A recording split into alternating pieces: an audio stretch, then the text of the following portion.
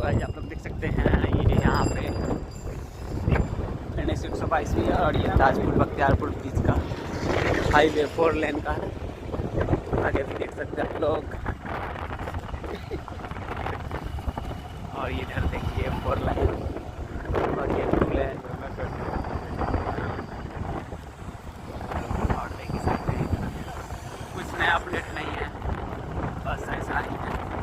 आप लोग को दिमाग में बना देते हैं, अपडेट आएगा वीडियो आपके पास आ जाएगा, क्योंकि काम हो ही नहीं रहा है जिससे जो आपको अपडेट देगा।